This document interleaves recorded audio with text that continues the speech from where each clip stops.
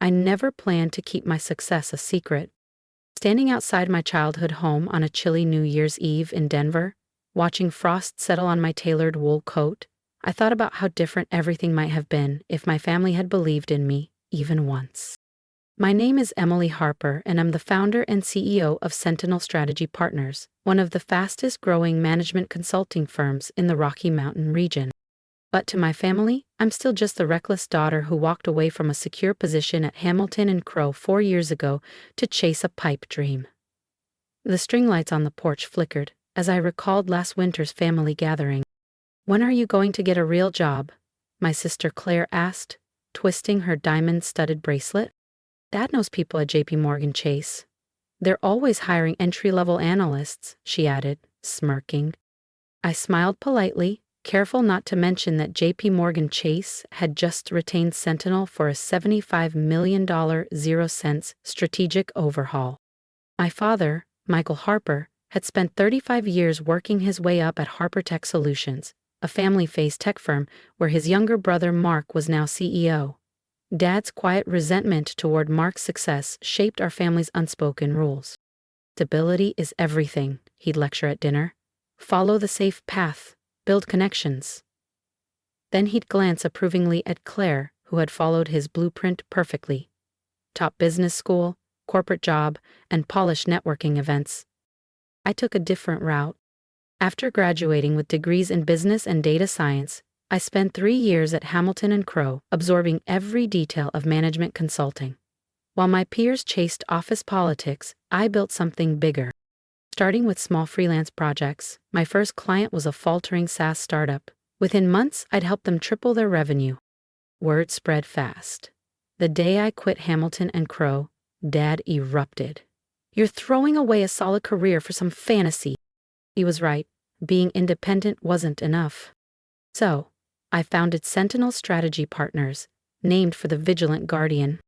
To keep things discreet, I hid my name behind layers of holding companies. To the industry, Sentinel was an enigmatic but highly effective consulting powerhouse. To my family, I was just Emily, the struggling freelance consultant working out of a modest office downtown. That modest office was a front. My real headquarters spanned the top 3 floors of Denver's most prestigious business tower. But my family never came by, so they never knew. I took a deep breath and pressed the doorbell.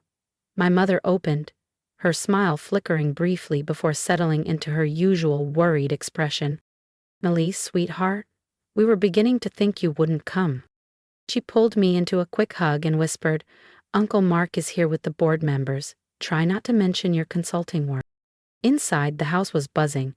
Family, business associates, and Uncle Mark's influential friends filled every room. Claire held court near the fireplace, flashing her engagement ring to a captivated group.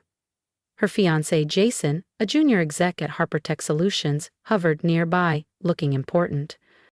"Emily," my father's voice boomed from across the room. He'd clearly had a few drinks.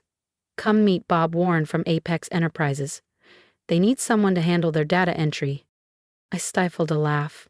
Apex Enterprises was actually one of my clients, and we were in the middle of orchestrating their $200 million 0-cents expansion into Asia. Of course, they dealt with AP, the elusive CEO of Sentinel, not Emily Harper, the failed daughter. "Actually, Dad," I started, but was cut off by Uncle Mark's entrance. He strode in like a king, followed by several board members. My father's smile tightened, a familiar mix of resentment and forced respect. "Richard," Mark clapped my father on the back too hard, "quite a year at Harper Tech, though this merger's giving me gray hairs." I perked up. Harper Tech had been chasing a merger with Global Horizon Industries for months. What my uncle didn't know was that Global Horizon was one of my shell companies created just for this deal. "You know, Mark," Dad said, shooting me a warning glance, "Emily does some consulting. Maybe she could—" "Consulting?" Mark snorted. "We need real solutions.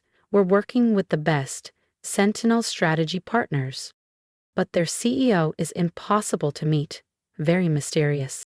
I sipped my wine, hiding my smile. I'd been dodging Harper Tech's meeting requests for weeks, letting them sweat. One board member spoke up. Has anyone set up that meeting with AP? The Global Horizon deadline's coming fast. Not yet, Mark growled. But they'll have to meet with us eventually. We're Harper Tech after all. I couldn't help myself. Maybe they're not impressed by the name. The room fell silent. My father's face darkened. Emily, he warned. But I pressed on. From what I hear, Harper Tech's market position isn't as strong as you think. The Global Horizon merger isn't a power move. It's a desperate bid to avoid collapse. I knew I'd crossed a line. Years of dismissals and snide remarks had finally erupted. Mark's face flushed red. How dare you? What do you know about our company's status? Dad grabbed my arm, pulling me toward the kitchen. We need to talk. Now. Inside, he exploded. Have you lost your mind? Embarrassing me in front of Mark, the board? I was just...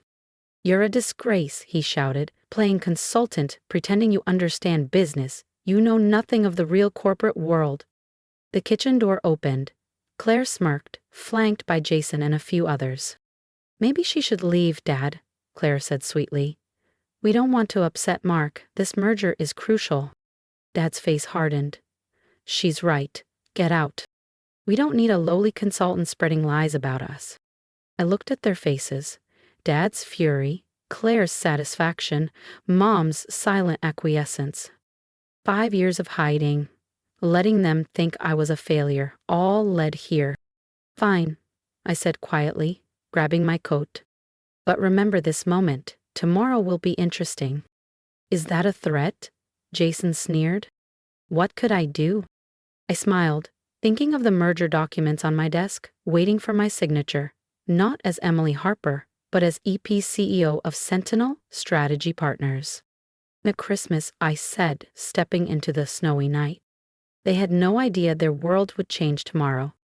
The next morning, I arrived at Sentinel's headquarters before dawn. The city slept, but our top floors buzzed. Good morning, Miss Phoenix. Emma, my executive assistant, greeted me. One of 3 people who knew both sides of my life. The Harper Tech delegation is scheduled for 10 a.m. Your uncle has called 4 times already, trying to move it earlier. I smiled, settling into my office. The entire floor was designed to project power. Floor-to-ceiling windows overlooking Denver's skyline. Modern art worth millions. And at the center, my desk. Crafted from a single slab of rare black walnut. This was where I truly belonged. Not in my father's kitchen being told I knew nothing about business. How many are coming? I asked, reviewing the merger documents. 8, Emma replied. Mark Harper, 4 board members, their CEO. She hesitated. And your father and Claire. Mr. Harper insisted on bringing his head of strategic planning and her fiancé. Of course he did. Claire had just been promoted to that position last month. Another example of Harper Tech nepotism. I took a deep breath, recalling last night's humiliation. Emma, call Gregory at Global Horizon. Tell him to be ready. She nodded. Gregory ran Global Horizon, my shell company, and knew exactly what role to play in today's drama. At 9:45, Emma's voice came over the intercom. They're here, early, as expected. Let them wait 15 minutes, I instructed. Then bring them to the main conference room. I used those 15 minutes to study myself. The moment I stepped into that room, everything would change. At exactly 10 a.m., I heard their footsteps. Through the frosted glass I saw them, Mark pacing impatiently, Dad sitting stiffly, Claire whispering to Jason. I straightened my Armani suit, checked my reflection one last time, and opened the door. Silence fell. Mark recovered first. What is this? Where is EP? We came to meet the CEO of Sentinel. I walked calmly to the head of the table. You are? Mark asked. I am EP, Emily Parker, CEO of Sentinel Strategy Partners. I smiled. Though you might know me better as Emily Harper. This is impossible, Dad whispered. Claire stood so fast her chair toppled. This is a joke. She's lying, just a small-time consultant. I spoke quietly but firmly, and she sat immediately. Emma, Please distribute the packages. If Emily's bold move caught your attention, there's so much more ahead. Moments of truth, power shifts, and unbreakable resolve. Subscribe now to follow her journey, and don't miss the next chapter of this unstoppable rise. Emma handed each person a thick folder containing detailed analyses of HarperTech's financial status, market vulnerabilities, and my proposed merger terms. As you can see, I began, HarperTech's position is extremely fragile. Your efforts to modernize your tech infrastructure have failed, burning through cash reserves. Your market share has dropped 40% in 3 years. Without this merger, you're 6 months from bankruptcy. Mark's face flushed a deep red. How dare you? These numbers are confidential, he snarled. Nothing is confidential from me, I replied calmly. Sentinel has been watching HarperTech for years. We own significant portions of your debt through subsidiaries. We also own Global Horizon Industries. Jason chuckled nervously. That's ridiculous. Global Horizon is a major international corporation. Global Horizon is a shell company I created specifically to force this merger, I revealed, joining their growing horror. Every deadline, every pressure point, every negotiation, all orchestrated by me. Dad finally spoke. Why? Why would you do this? I met his eyes. Because none of you ever believed in me. Last night you kicked me out of Christmas dinner for daring to speak about business. Well, now I'm speaking. I pressed a button. The room's screens lit up with more financial data. HarperTech needs this merger to survive, but it will happen on my terms. The entire current board will resign. That's outrageous, Mark slammed his hand on the table. We'll never agree. Then HarperTech will collapse. Your choice. Chaos erupted. Mark threatened legal action. Claire burst into tears. Board members whispered frantically. Dad sat stunned, staring at me, as if seeing me for the first time. Finally, Mark sighed. What are your terms? I laid out my conditions. Full restructuring, new management, and an end to nepotism. Claire and Jason will be removed from their positions, all future hires based on merit. You can't do this, Claire sobbed. Dad, tell her. But Dad said nothing. He knew I could. And would. As they left, Dad lingered. Emily. You should go, Dad. Emma will escort you. He looked 10 years older. I was wrong about you. So wrong. Yes, I said simply. You were, I said softly. Merry Christmas. After they left, I stood by my office window, watching Denver's city lights flicker on as dusk settled. Emma appeared, holding a glass of champagne. Congratulations, she said quietly, though I suspect this isn't over. She was right. This was just the beginning. My family now knew who I really was, but they had no idea what I was truly capable of. Tomorrow would bring new challenges. Restructuring HarperTech, handling the press, managing fallout. But for now, I savored the moment. The little consultant they'd dismissed at Christmas now controlled their fate. Sometimes, revenge doesn't need to be loud or dramatic. Sometimes it just needs to be perfectly, professionally executed. I raised my glass to my reflection. Merry Christmas. The weeks after the merger meeting became a whirlwind of change. News of my true identity spread like wildfire. The mysterious CEO revealed the billion-dollar family secret. The media devoured the story. I sat reading another headline. Emily Harper, the woman who built an empire while her family thought she was failing. My phone buzzed. Another message from Claire, number 10 this week. I deleted it, unread. Phoenix, Emma called softly at my door. The transition team awaits your final approval on the HarperTech restructuring. The past month had been brutal for my family. Uncle Mark resigned publicly after a failed court challenge, exposed for his mismanagement. Dad took early retirement, unable to work under his daughter's leadership. Claire and Jason were the most dramatic, ousted and then launching a social media smear campaign against me. It backfired when journalists revealed their nepotism nearly bankrupted HarperTech. Your mother is here, Emma said quietly from the lobby. I paused, surprised. Mom hadn't reached out since the merger. Minutes later, she entered, looking small and uncertain in my world of power. Her eyes widened, drinking in the expensive art and symbols of success she never saw before. "Emily," she began, twisting her hands nervously. "This is quite an office," Mom said, settling heavily into a visitor chair. "What do you want, Mom?" She sighed. "Your father's not well. The stress. He's barely sleeping, barely eating. Olivia's engagement ended. Marcus left her after losing his position. The family is falling apart." I kept my expression neutral. "That's unfortunate, but business decisions can't be made based on family drama.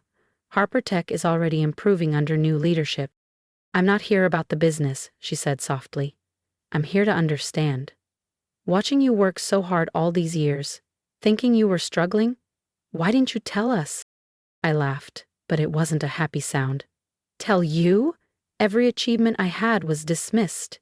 When I made my first $1 million, you were too busy celebrating Claire's promotion to notice I bought a new car. When I acquired my first major company, you told me to apply for an entry-level job at Harper Tech." "We were trying to help," she said. "No," I cut her off. "You were trying to force me into your narrow idea of success." "Did you know," I continued, "while you mocked my little consulting business, I was building one of the largest firms in the country? The daughter you pitied is now worth more than the entire Harper family combined." Tears welled in her eyes. "We were wrong. So wrong. But, Emily, we're still family." "Family?" I stood and walked to the window. "Last Christmas, you watched silently as they threw me out. You had years to stand up for me. You chose not to. Can't we try to fix this?" I turned. "Harper Tech will be fixed. The company will thrive under professionals. But the family? That's not something I'm ready to fix. Emma will show you out," I said firmly. "Goodbye, Mom." Later that evening, Emma brought the final document. The last piece of the Harper Tech restructuring. Once you sign, the transformation is complete. I looked down at the paper. A formal dissolution of all family ties and company management. No more Harpers in power. The end of an era. As I raised my pen to sign, I remembered something my grandmother told me years ago before she passed. "Success isn't just about proving others wrong, Emily. It's about proving yourself right." I'd done just that. Built something remarkable while they weren't watching. Their opinions no longer mattered. I signed the document. 6 months later, Harper Tech stock had doubled under new leadership. Messages from family flooded in, some angry, others desperate to reconcile. I ignored them all. Then one day, a different message arrived, from my cousin Sophie, Mark's youngest daughter. Unlike the rest, Sophie never mocked me. She quietly climbed the tech startup ladder, facing the same dismissals I had. "I don't want anything," her message read. "Just wanted you to know you inspired me. Seeing you be yourself gave me courage. I'm starting my own company, not asking for help, just sharing." For the first time since Christmas, I smiled at a family message. "Emma," I said, "set up lunch with Sophie Mitchell, but not as family, as an investor supporting real talent. Sometimes success isn't about grand revenge or humiliation. Sometimes it's about lifting others free from the chains that once bound you." I'd built an empire quietly, not just for power, but to prove success needs no one's permission. And looking out over Denver, I knew this was just the beginning. The little consultant they dismissed had taken control of her destiny. That was worth more than any merger. If Emily's journey has inspired you, I'd love to hear your thoughts. What advice would you give to someone fighting to prove their worth against all odds?